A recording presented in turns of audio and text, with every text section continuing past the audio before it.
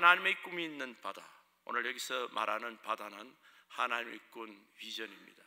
이것을 우리 예수를 믿는 성도들에게 보여주십니다. 예수를 믿고 거듭나면 우리의 눈이 열리는 것입니다. 사람을 볼 때도 예전에 보듯이 보지 않습니다. 이 지역을 볼 때, 사물을 볼 때, 직장을 볼 때도 우리의 시각이 달라지게 되는 것입니다. 예수 믿고 깜짝 놀라는 것은 예수를 믿기 전에 몰랐던 영적인 세계가 이 땅에서도 있더라. 킹덤 오브 갓, 천국이 이 땅에도 있더라는 것입니다. 그래서 이 바다를 본 사람은 그 영혼에 어떤 소원이 생기는 것입니다. 오늘 본문 23절에 보면 배들을 바다에 띄우며, 배는 우리 인생이라 말할 수 있습니다. 그것을 바다에 띄우며 큰 물에서 일을 하는 자는 그랬습니다. 우리가 이민할 때는 어제 소시민적인 그런 꿈을 갖고 있어요.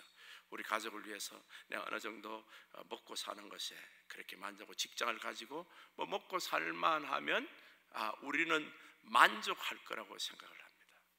그런데 특별히 우리 남자들은 절대로 그렇지 않습니다. 먹고 살만해도 영혼에 이상한 공허감이 있습니다. 예수 믿는 사람도 마찬가지예요. 그것은 하나님이 우리에게 주신 하나님의 영광을 위한 공허감입니다. 하나님의 부르심인 것입니다. 이걸 잘못 알고 남자들은 막 쾌락에 빠지고, 그 쾌락이 점점점 이게 마약처럼 점점 심해져서 자기를 타락시키는 그런 인생이 있는데, 쉽게 말하면 그 공허감이 심할수록 하나님의 영광을 사모하는 것이 더 크다는 것이에요. 이 사람은 예수를 만나야 됩니다. 그럼 예수를 만나도 예수를 믿는 정도가 아니라 하나님이 보여주시는 비전, 하나님의 꿈을 봐야 돼요. 이 하나님의 꿈을 보면 절대로 항구에 머물지 있지 않습니다. 퀸 메리 호구라고 여기 롱비치 가니까 배를, 큰 여객선을 배세가 식당으로 바뀌었더라고요. 우리 인생도 마찬가지입니다. 이 여객선 같은 큰 인물들이 항구에 오래간 정박하고 있으면 자신이 만들어진 목적을 잊어버리는 거예요.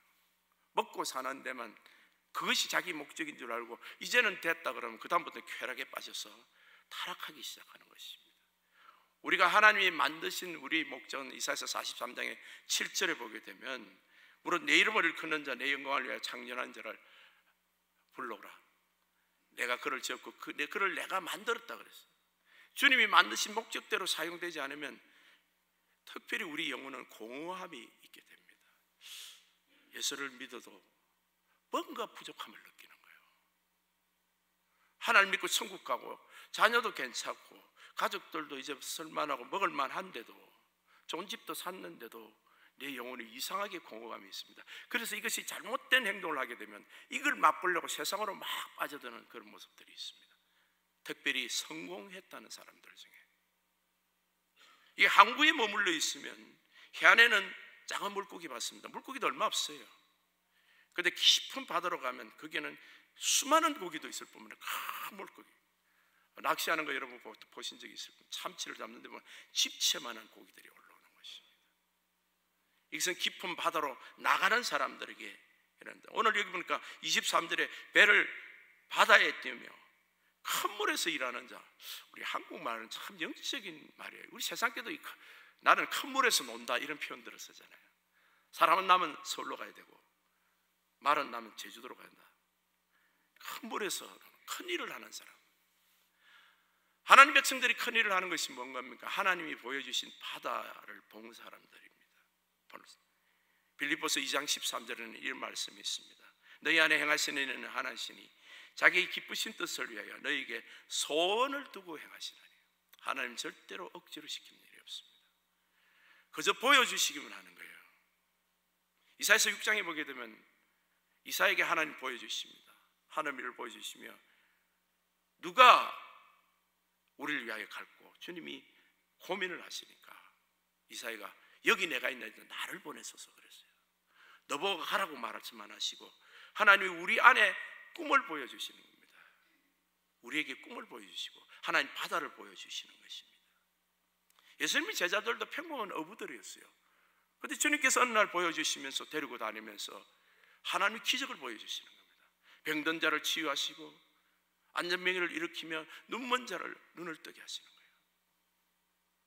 불쌍한 영혼들을 안아주시고 배고픈 자를 하늘에서 떡을 내려서 먹이시는 그걸 보고 제자들이 꿈이 생기는 것이요.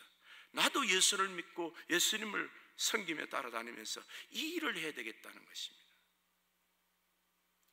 우리 한국 사람들은 신앙생활하면 뭐 아니면 또라는 그런 격언처럼 뭘 하나님 일하라 그러면 다 집어치우고 주의종으로 가는 걸 하나님 일한다는 아니요. 이 바다는 여기입니다. 토렌스예요. 여러분 직장이 바다예요. 근데 예전에 보던 눈길하고는 다른 거예요. 예전에는 먹고 살기 위해서 돈 벌기 위해서만 그 고기를 받는데 사람 보면 저게 얼마짜린가 몇 명이 오면 머리당 카운트하는 거예요. 돈으로. 그랬던 사람이 이제는 그 영혼에 대해서 관심을 갖는 거예요. 이 영혼의 구원을 위해서 하나님 나라에서 예수님의 눈물과 십자가 부활의 영광의 뜻을 보게 된 것입니다. 그래서 자기 인생의 배를 이제는 예전에는 나만 먹기 위해서 살고 우리 가족만 잘 되면 되겠다라는 거기에서는 절대 만족할 수 없는 소원이 생기는 것이에요. 그래서 하나님 교회에서 일을 하게 되고 더 나아가서는 이 내 주변의 이 토렌스 지역에서 또 열방까지 하나님의 꿈을 이루는 실천하는 그런 사람이 되기를 원합니다. 그래서 로마서 14장 7절 8절에는 우리 중에 누구든지 자기를 위해서 사는 자도 없고 자기를 위해서 죽는 자도 없다. 우리 다 살아도 주를 위해서 살고 죽어도 주를 위해서 죽나니 그러므로 사나 죽으나 주의 것이다. 옛날에는 돈도 내 것이고 자식도 내 것이었어요. 나를 위해서 살았고 내 가족을 위해서만 살았습니다. 그런데 이것이 자식이 주님 것이라는 걸 알게 되는 거예요. 남편도 주님 것이고 내 몸도 주님 것이라는 걸 알게 돼요. 직장도 사업도 주님 것이라는 걸 알게 되는 것이에요. 그래서 살아도 주를 위해서 이것을 어떻게 해서 하나님께 영광을 돌릴까?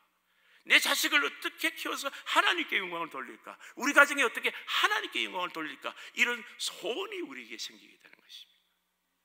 그래서 날마다 예배드리기를 원하고 주의 말씀과 그 소원을 확인하고 더욱더 확신하고 믿음으로 나아가기를 원하는 사람이 되는 것입니다. 포로시대 때 이스라엘 바벨론을 갔을 때 바사제국에 느헤미야라는 사람이 있었어요. 느헤미야는 그때는 술 맡은 관원장인데 요즘 말하면 그 제국의 아닥사스다 왕 바로 밑에 있는 제2인자입니다. 수석 비서관 정도, 왕과 같이 대작을 하는 정도, 앉아서 식사를 같이 하는 군번입니다.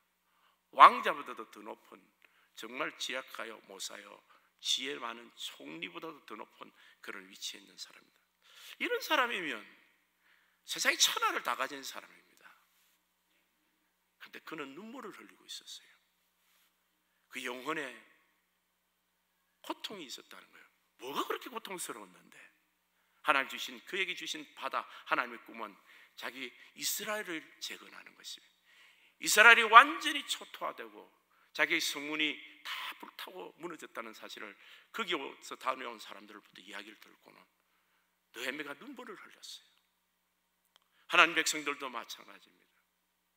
하나님 백성들도 자기가 출세하고 내가 다 가진 그것으로 만족하는 사람이 아니에요.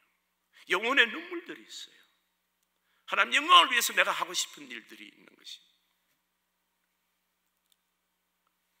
크리스천 부자는 멋진 부자입니다. 세상의 부자하고는 달라요. 돈 많으면 다 그거 자랑하는 사람. 내 높은 지위 있다, 내가 뛰어난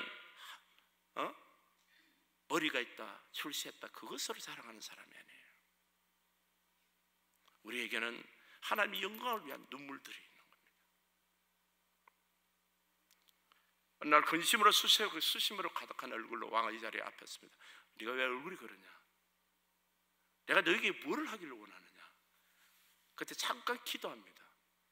하나님, 내 말이 이 왕의 귀에 들어가서 왕을 통해서 주님의 뜻을 이루소서, 이런 기도를 했겠죠. 왕이여, 내가 내 조국을 위해서 총독으로 가서 그 나라에 성벽을 세우기를 원합니다. 여러분, 바사 제국에 총리가 높습니까? 유대 나라에 총독이 높습니까? 그 유대 나라는 바사 제국에 비하면 조그만 고을에 불과한 거예요. 그 고생하는 길로 내려가는 겁니다. 내려가서 그 길을 50일 만에 성벽을 재건을 합니다. 내 나라, 내 민족, 하나님의 백성들을 위해서 일하고 싶은 소원들인 것입니다. 여러분들은 세상에서 아무리 출세하고 높아도 이 교회 와서는 겸손히 섬기는 자가 됐습니다. 그래서 하나님의 백성들은 귀한 것입니다. 이전에 예배 드릴 때는 아무도 예수님을, 모든 사람이 예수님을 주라 섬기고 예수님 앞에 무릎 꿇고 내 죄를 회개하고 우리 하나님을 높이는 찬양을 하고 주님 안에서 올바로 서기를 원하는 겸손한 성도들로 사는 것입니다. 사람마다 하나님 주신 꿈 바다는 달라요. 여러분, 노아에게 어떻게 하나님 일을 합니까? 그러면 노아는 뭐라 그러겠어요? 배를 지어라 그럴 겁니다. 왜냐하면 자기는 평생 동안 배만 지었거든요. 사람은 자기가 한 일을 가지고 하나님께 영광을 돌립니다. 여러분 직장을 통해서, 여러분의 한 일, 여러분 가장 잘하는 일, 그것을 통해 영광을 본 그 일을 통해서 이야기를 할 거예요. 아브라함에게 어떻게 하면 하나님 영광을 돌립니까? 첫 번째, 이사 가라 그럴 거예요. 이민 가라 그럴 겁니다. 여러분, 우리는 아브라함의 후손이 확실한 것이에요. 요셉 아비는 이민자들이었어요. 그죠? 그런데 또 뭐라 그러겠어요? 노년에 애 낳아라. 하나님 25, 25년 기다려서 애 낳았잖아. 근데 애 낳는 것뿐만 아니라 자식을 낳아서 이게 내 자식이 아니라는 거예요. 하나님께 바친 사람이에요. 귀한 아들 얻어서 인류대학 보내서 최고로 수석 졸업해가지고 하나님의 일꾼으로 바치는 겁니다. 너는 하나님을 해야 돼. 무엇을 하든지 주의 영광을 위해서 살아라. 너는 부모를 위해서 용돈 안 줘도 좋고 네 자신을 위해서도 살지 마라. 아브라함은 자식을 통해서 하나님께 영광을 돌린 사람이에요. 요셉은 뭐라 그럴까요? 야, 네 하나님 일하려면 노예 좀 돼봐야 돼. 형들한테 좀 배신도 당해보고 네 그렇게 생긴 보디발의 아내한테도 모함을 받아 감옥도 가봐야 돼. 인생은 상처 가운데서 하나님 사랑과 용서로 승리한 자입니다. 모세는 뭐라 그럴까요? 살인하고 40년간 처가살이 했습니다. 그죠? 너는 양치기 하라. 처가살이 양치기 해보라. 이제 비천하고 정말 손가락질 받고 처가에도 존경받지 못하는 그런 사이 한번 돼봐라. 우리는 각자 각석에 자기가 지금 하나님의 바다를 발견하는 곳이 있습니다. 그런데 그 생활은 그렇게 말하지만은 모세의 120년간 노아의 120년 생활은 어땠습니까? 큰 광풍의 시대였습니다. 오늘 본문 25절 보세요. 여호와께서 명령하신 즉 광풍이 일어나 바다 물결을 일으킨다.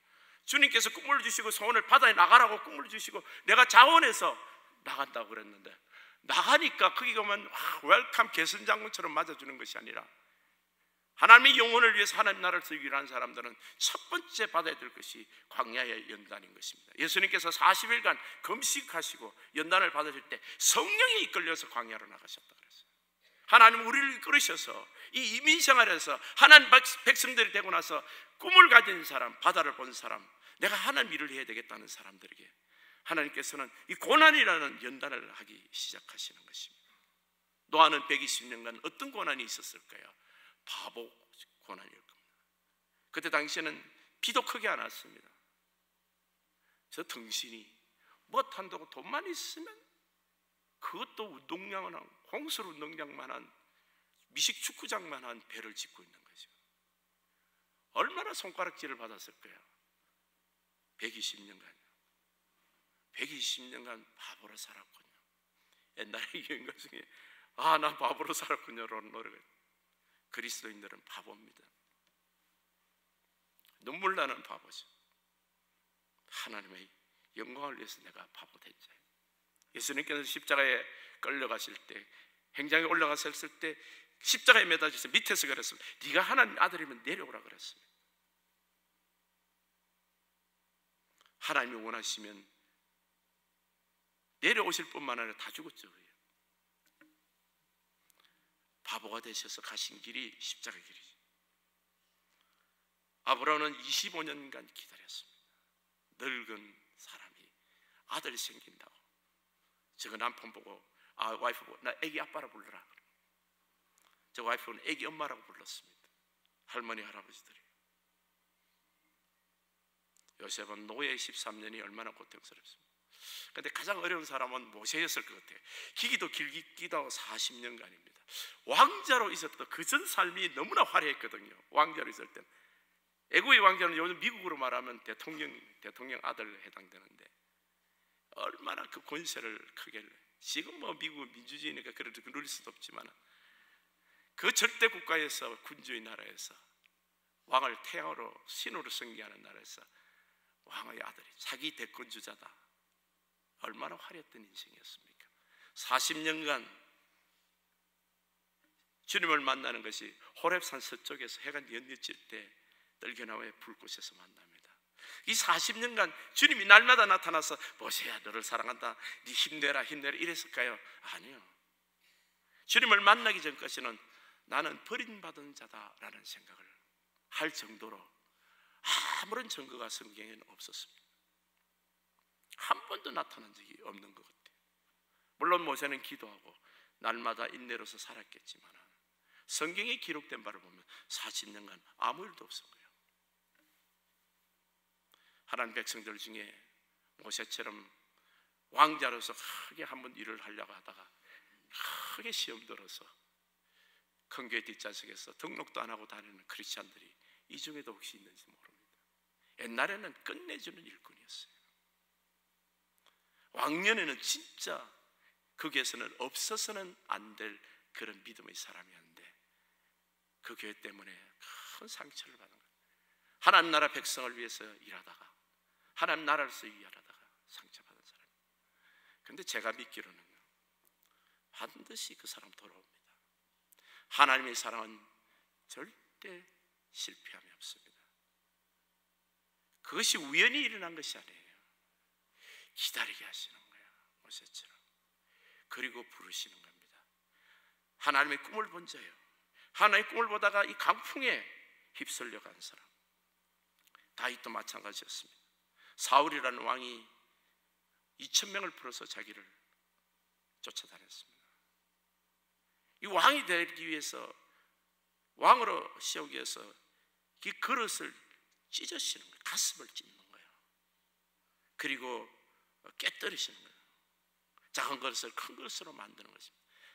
다윗에게 가장 아팠던 일은 자기 자식일 거예요.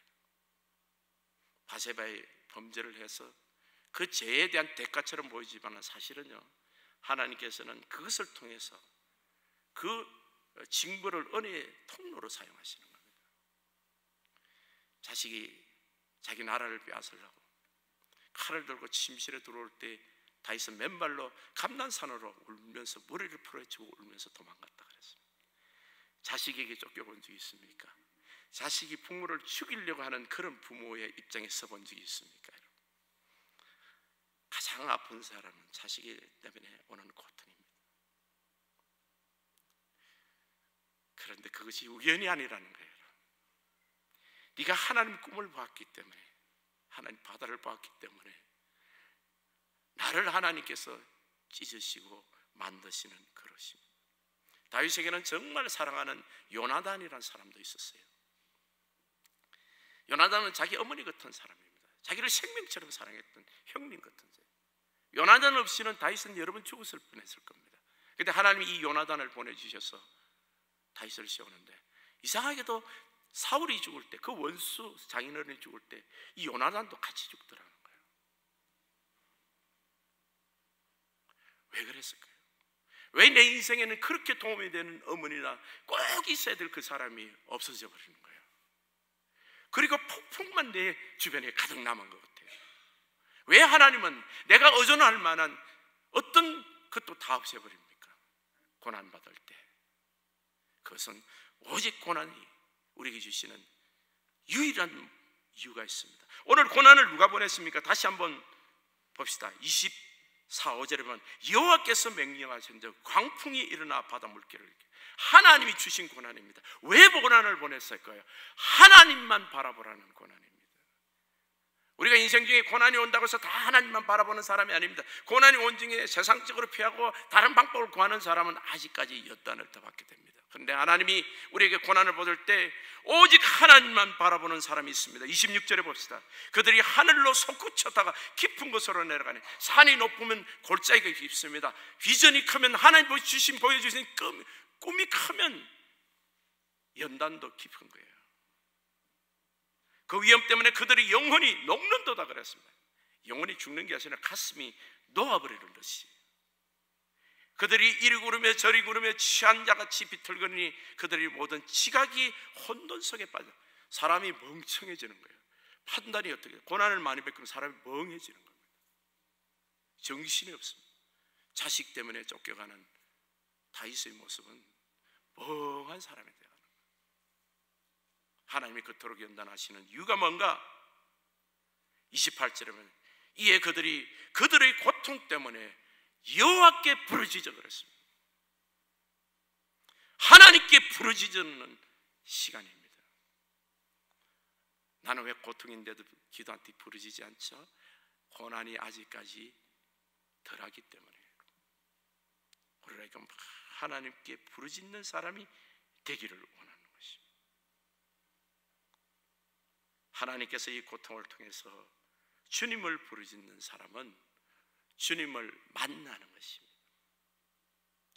우리가 주님에 대해서 배웁니다. 십자가에서 죽으시고 사흘 만에 부활하셨고 주님은 이런 은혜에 여치는 사랑이라고 그러는데 그래도 아직까지 주님을 못 만난 사람이 있습니다. 이 고난 속에서 뒹굴다가 정신없이 고통을 받던 사람이 주님 앞에서 부르짖게 되면 주님을 만나게 되는 것입니다. 그래서 욥은 죽음 앞에서 헤매다가 하나님을 원망하기까지 신앙이 떨어지는 그런 상태로 갑니다. 그런데 주님이 나타나실 때 무지함으로 하나님을 깨닫지 못해서 용서해달라고 하면서 내가 예전에는 주님을 귀로 들었더만 하나님 말씀을 귀로 듣고 앉았고 말씀이 은혜된다 이랬던 사람이 이제는 내가 눈으로 주님을 봅니다. 하나님의 말씀을 눈으로 보는 때가 있다는 거예요. 하나님을 눈으로 보는 거예요. 대부분은 말씀을 통해서 우리가 주님의 말씀을 듣습니다. 그런데 내 삶이 하나님을 만나게 하시는 삶이 있다는 거죠. 그래서 하나님께 정말 영광과 찬송을 돌리는 그런 사람이 되기를 원하는 것입니다. 그런데 하나님을 만나게 되면 어떠냐?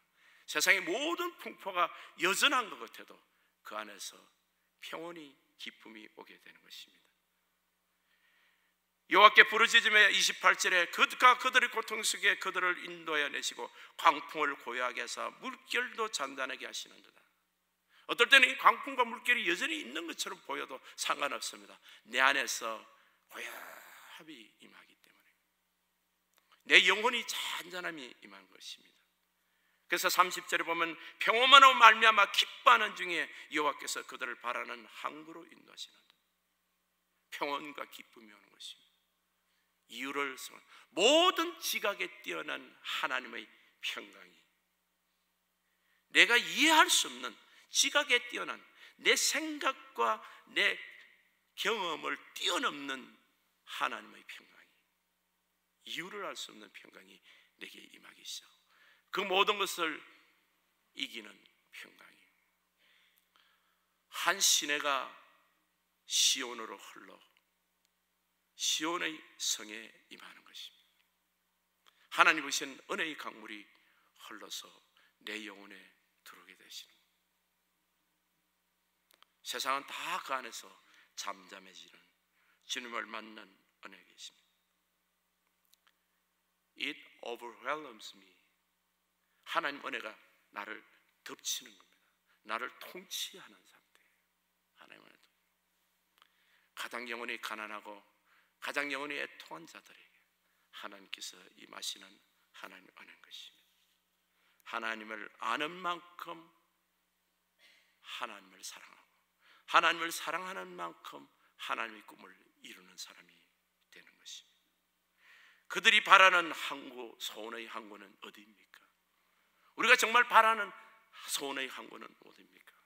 죽어서 천국 가는 겁니까? 이 땅에 살아있다면 우리의 소원의 항구는 어딘가요, 여러분? 하나님의 영광입니다. 하나님 백성들은 다 하나님의 영광을 위해서 살고 싶은, 그리고 하나님의 영광을 위해서 일하기를 소원하고 살고 있습니다. 내가 살아있는 동안, 호흡하는 동안에 하나님께 영광이 되리라. 나의 기도가 하나님의 영광을 위한 찬송이요, 나의 찬송이 하나님의 영광을 위한 찬송이요, 나의 헌신이 하나님의 영광을 위한 헌신인 것입니다. 그러다 보면 인생도 나이가 들게 되죠. 결혼을 하면 결혼 1년 차가 아내는 남편에게 설문조사를 하면 그렇대. 당신은 배우자를 기뻐합니까? 하면 1년 차는 98%가 yes, 2년 차는 96%가 yes. 당신의 배우자를 기뻐합니까? 하면 10년 차가 되면 6%밖에 안 남는데요. 꼴 보기 싫은 거야.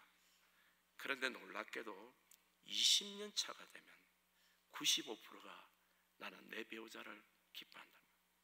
그때 되면 머리도 너무너무 희게 되고 많이 머리도 빠지게 됩니다. 나도 요즘은 샤워하면, 예전에 머리털이 많아서 이게 젖히고 나는데 곱슬머리를 샤워하면 머리가 막 빠지는 게 보여. 그냥. 얼굴도 주름살이 있고 나이를 말하. 근데 그리스도의 사람이 된 거예요. 예전엔 나를 위하지 않으면 나쁜 사람을 했어요. 세상의 모든 사람은 나에게 잘해야 되고, 나에게 뭘 줘야 되고, 나에게 항상 좋게 대해야 되는 줄 알았어요. 근데 하나님을 알고 보면 내가 그리스도의 마음을 가진 사람이라, 내가 사랑하는 사람이 된 거예요. 예수 닮은 사람이, 사람을 불쌍히 여기고 연약할수록 더욱더 사랑하는 사람이 됐습니다. 한 영혼이 천하보다 귀하다는 것을 압니다. 무엇보다도 우리 인생에게는 예수님이 있어야 된다는 것을 누구보다도 아는 사람이에요. 내를 자랑하고 나를 과시하고 나를 좀 이렇게 영향력을 미치는, 내가 뭐라는 것을 보여주기 위해서 사람을 대하다가 이제는 예수를 자랑하는 사람이에요. 예수님이 오늘날의 나를 만든 사람입니다. 노아 홍수 뒤에 주님이 노아에게 무지개 빛을 보여주세요. 빛이신 예수 그리스도. 내 인생의 마지막은 예수 그리스도입니다. 아브라함은 100년 100살 때 아들을 얻고 한 15살 정도 데리고 있다가 하나님이 네 아들을 번제단에, 모리아산에 가서 번제단에 바치라 그럽니다. 번제단에서 칼을 들어서 아들을 죽이려고 할 때 하나님께서 그만하라고 그러고 수양을 보여주십니다. 수양이신 예수 그리스도. 예수님이 오기 2000년 전에 아브라함은 모리아산에서, 거기 솔로몬 성전이 있었고 그 모리아산 그 제단 위에 하나님 성전이 있었고 하나님 성전 갈보리 십자가가 있는 것이, 2000년 전에 아버지가 아들을 죽이는 예수 그리스도를 아브라함은 본 것입니다. 여러분 마지막은 무엇을 봅니까? 여러분 인생의 목표는 무엇을 보기 위해서 삽니까? 누구를 위해서 사는 것입니까? 우리의 소원은, 우리의 소원의 항구는 예수 그리스도입니다. 내가 그리스도처럼 되는 것이, 내가 작은 예수 되는 것이 우리의 소원입니다. 하나님의 이 구원의 항구, 하나님의 이 구원의 이 바다에서 하나님께서 주시는 하나님의 꿈을 따라가면서 예수님 때문에 살고 예수님께서 죽고 예수님 때문에 감격하고 오직 그리스도의 꿈을 위해서 사는 우리 성도님 되시기를 예수님 이름으로 축복합니다.